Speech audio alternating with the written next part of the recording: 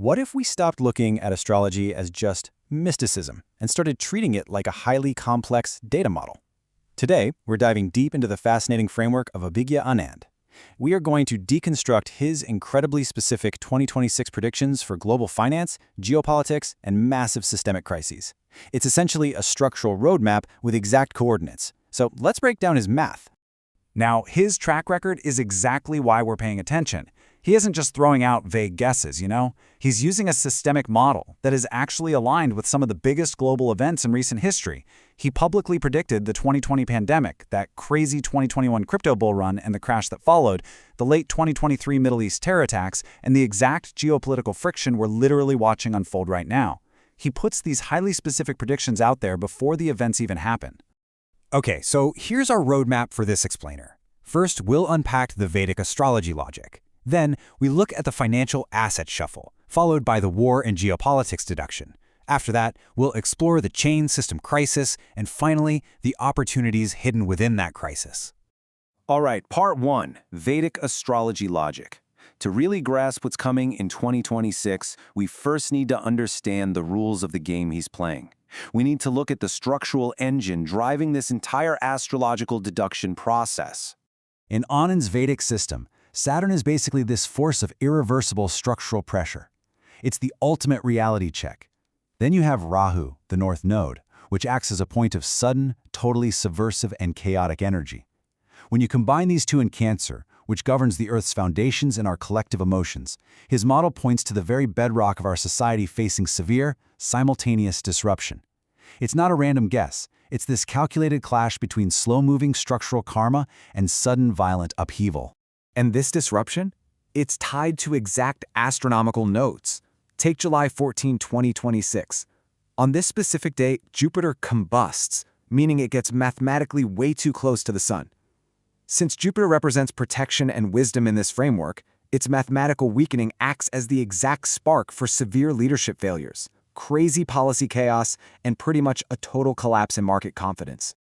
Moving on to part 2, the financial asset shuffle. Let's look at how all this intense structural pressure actually translates to your wallet. Astrologically speaking, when Saturn sits opposite Neptune, it absolutely punishes illusions. So what does that mean for the markets? Well, it translates into a brutal reality check for highly volatile, narrative-driven assets. Think unbacked crypto or those totally hyped-up AI concept stocks. The hype just evaporates, and only real-world utility survives.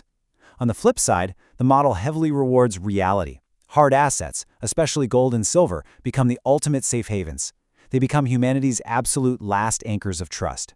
Which leads us to a genuinely staggering target price, roughly $10,800 for a single ounce of gold by 2033.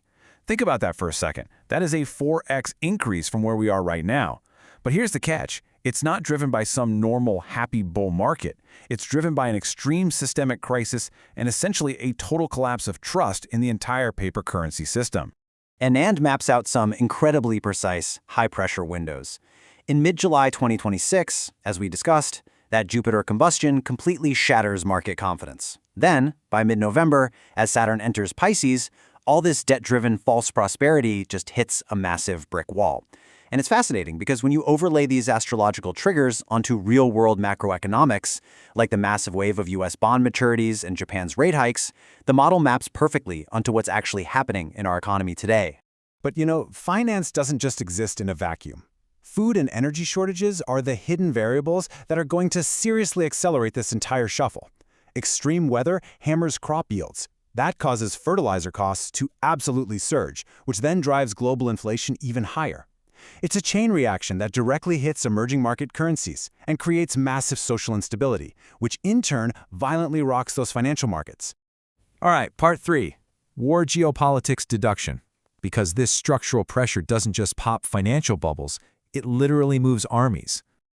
His geographic predictions outline some extremely severe danger zones running right along the first island chain. But the absolute highest alert level, he places that squarely on the Korean peninsula. In Anand's framework, this isn't just some isolated regional dispute.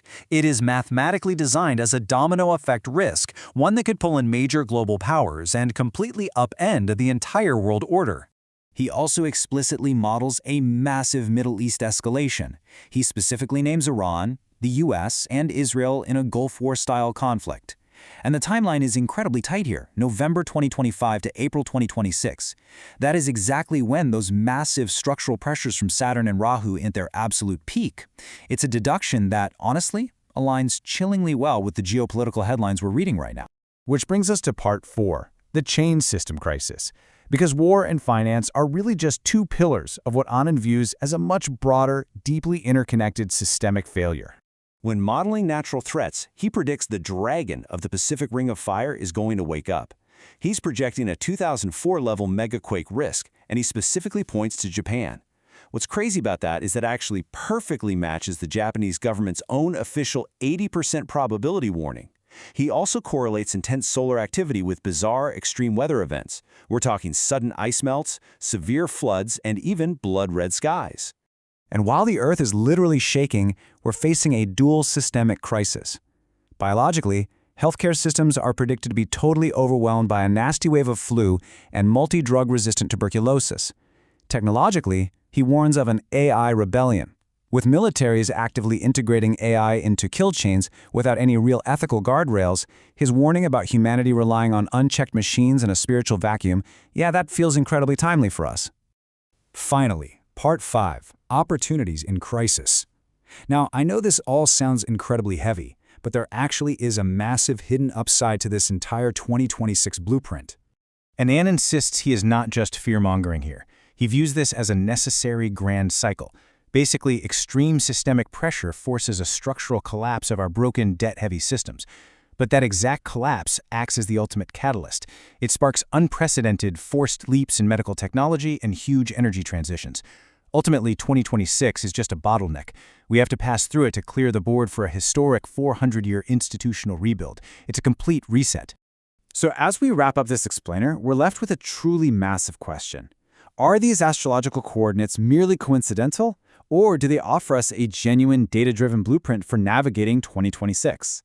Whether you look at this and see a catastrophic collapse, or you see the violent birth of a 400-year reset, the structural changes coming are inevitable, and they absolutely demand our full attention.